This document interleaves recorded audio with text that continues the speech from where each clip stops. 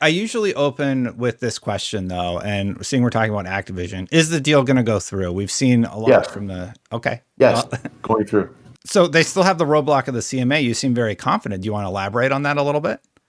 Yeah, the CMA is, they have jurisdiction over the UK only. And just to define the UK, there's an island called Great Britain that consists of England, Wales, and Scotland. They're all part of the United Kingdom.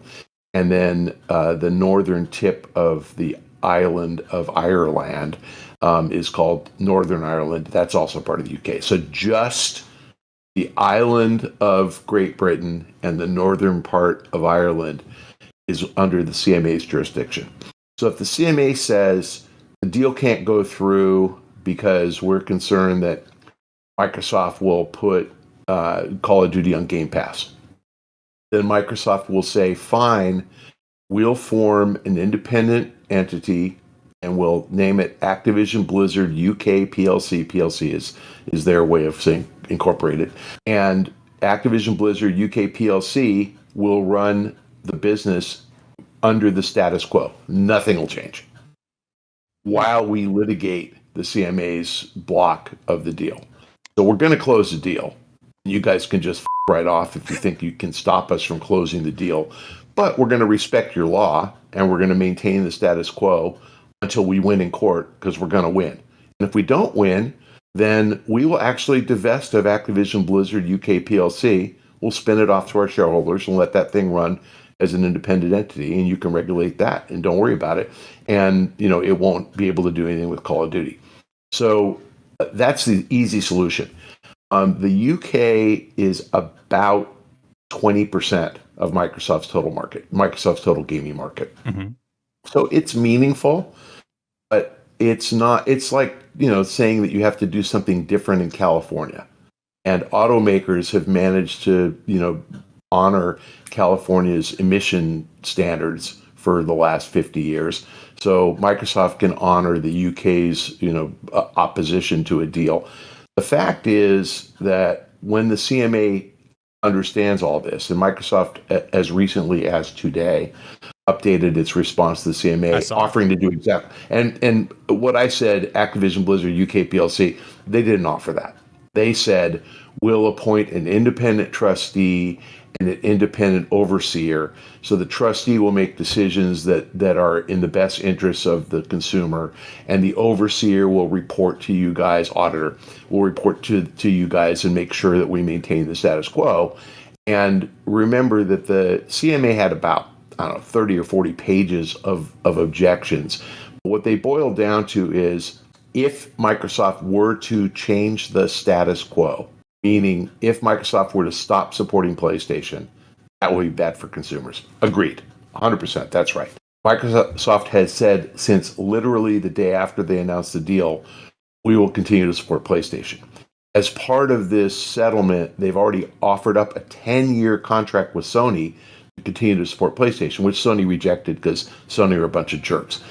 But the fact is, no one can say you've got to support PlayStation 5 for the next 50 years. Yeah. So the PlayStation 2 is defunct 23 years after it came out. Mm-hmm. PlayStation 5, it was defunct, 10 years, 12 years after it came out. The PlayStation 5 will be defunct by 2033. So a 10-year contract is fine. It'll take care of the PlayStation 5. Sony has no right to expect that Activision would support the PlayStation 6, because we don't even know what it is. It's entirely possible the PS6 costs $10,000, per unit, and requires, processing speed where a game would cost $500 million to make, and no one would ever do it. I don't think Sony's that stupid, but Microsoft can't commit to support something that they don't know what it is. So there's no regulator that says you have to support that, because you never know what it's going to be. So bottom line is, the status quo is they support the PlayStation 5. Sony made some noise about, but if you put Activision titles on Game Pass, that would hurt PS Now. Wait a minute. Or PS Plus, sorry, they changed the name. PS Plus doesn't have any new release games and doesn't have anything from Activision. It might have like Crash Bandicoot from 1999, I don't know, or Spyro the Dragon or whatever. I don't think so. It had Stray. It had Stray day one, and it did really well. And they're like, we don't talk about that. Yeah. So I don't see that argument winning because as it stands right now, and I know Microsoft put something out on Game Pass today, but I didn't see if they updated subscribers. Microsoft was just above 50% of the size of PlayStation Plus. PlayStation Plus had 47 million subscribers, and the last time I saw Microsoft was 25. So Microsoft's smaller than Sony there. Who cares if one game, which represents something like 3% of the industry or whatever, is on their platform? Like, who cares?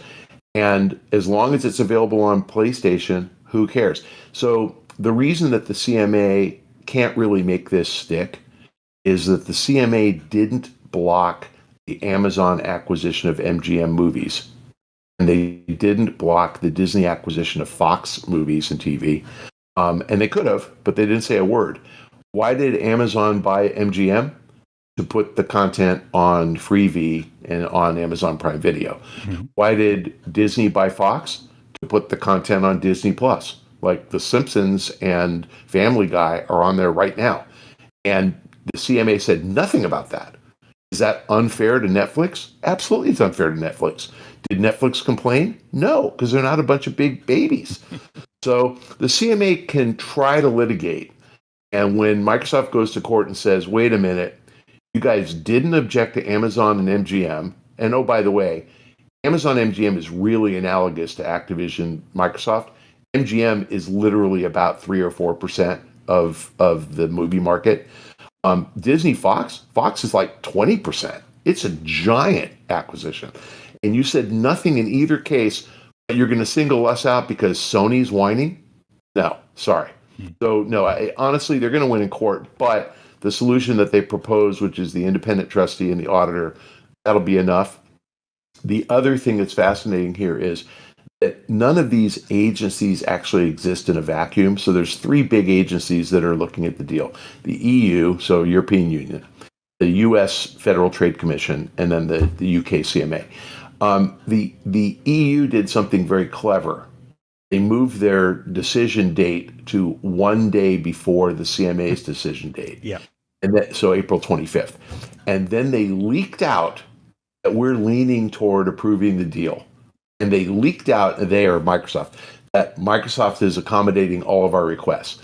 So how is it that the EU says on April 25th, there's no competitive issues whatsoever, we're happy with the deal, Microsoft has caved to all of our requests, and we approve the deal, and then the next day the CMA says, well, under those same facts and our law is the same, we block the deal. No court is ever going to uphold that, and the CMA knows that. So what I actually expect to happen is the CMA pushes their date forward and tries to beat the EU to the punch, and they want to approve it first so they can be the guys who got the concessions from Microsoft.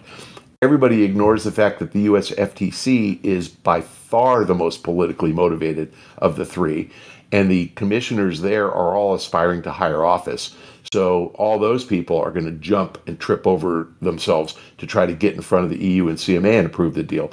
So I would say the month of April is going to be exciting because you're going to get announcement after announcement after announcement. This deal is happening. It's closing.